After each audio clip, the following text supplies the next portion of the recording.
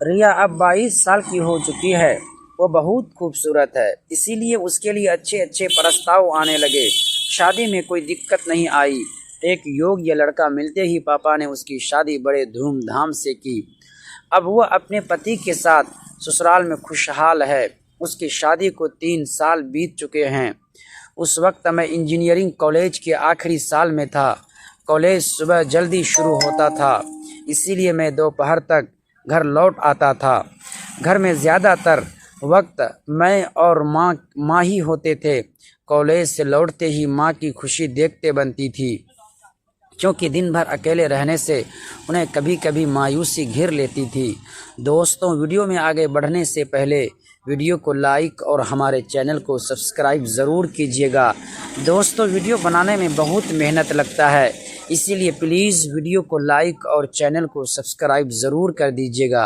दोस्तों, चलते हैं आज की कहानी की तरफ। हम दोनों एक ही घर में रहते थे। ज़्यादा वक्त साथ गुजारने से हमारा रिश्ता और करीबी हो गया। वजह यह भी थी कि हम एक दूसरे की तरफ खींचने लगे थे, लेकिन मुझ में कभी माँ से कुछ कहने या करने की हिम्मत नहीं हुई। फिर भी मैं उन्हें बहुत ध्यान से निहारता था।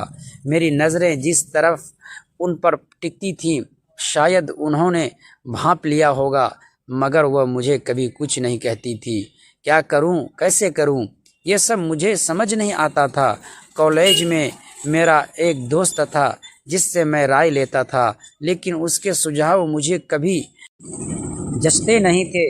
मेरी एक गर्लफ्रेंड भी थी जिससे मैं हफ्ते में 1-2 बार मिलता था, इसीलिए मुझे उस चीज़ की ज़्यादा तलब नहीं रहती थी। एक दिन पापा काम से बाहर गए हुए थे और माँ ने मुझे जगाने के लिए मेरे कमरे में कदम रखा। सोते वक्त मैंने सिर्फ अंडरवियर पहना था और चादर ओढ़ रखी थी। माँ ने मुस्कुराते हुए कहा, बेटा उठ जाओ, कॉलेज के लिए बहुत देर हो रही है। वो मेरे बिस्तर के पास आ रही थी। उसकी बात सुनकर मैंने धीरे से आंखें खोली और बैठ गया। मैं उठने को राज़ी नहीं था, लेकिन माँ ने चादर खींच ली। मैं उठ खड़ा हुआ। मेरे काले सांप को खड़ा देखकर माँ थोड़ी घबराई और मैं उसे फ़ौरन छिपाने की कोशिश में लगा। माँ ने पुरानी तरह हंसते हुए कहा, अरे बेटा, इस उम्र में ये सब आम बात है, शर्माने की कोई ज़रूरत नहीं।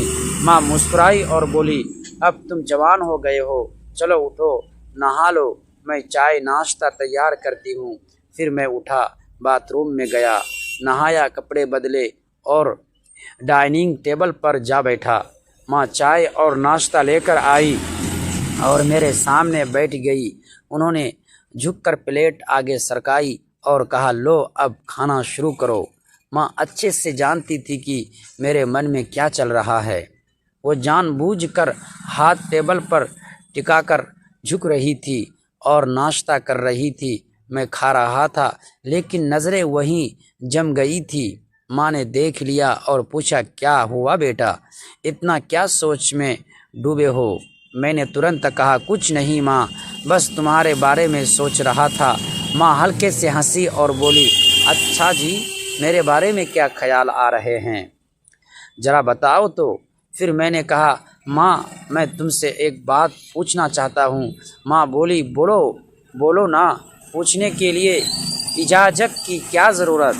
मैंने कहा, मुझे लगता है तुम मुझसे कुछ छुपा रही हो। माँ बोली, कुछ भी नहीं छुपा रही हूँ बेटा।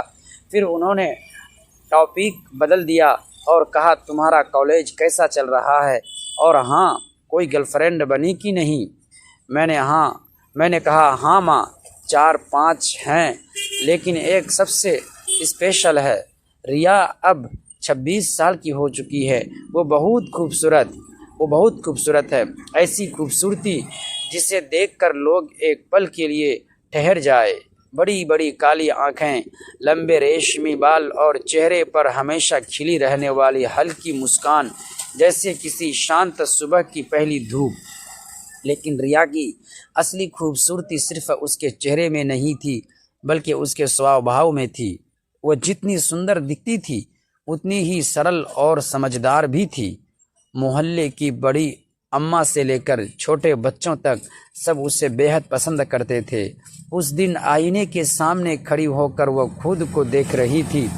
मन में हल्का सा सवाल उठा, क्या सच में मेरी ज़िंदगी भी उतनी ही खूबसूरत है जितनी मैं दिखती हूँ। आईने में दिखती अपनी ही आँखों ने जैसे जवाब दिया, अभी कहानी शुरू हुई है, असली सफ़र तो बाकी है। दोस्तों, अगली पार्ट देखने के लिए प्लीज़ चैनल को सब्सक्राइब ज़रूर कर दीजिएगा।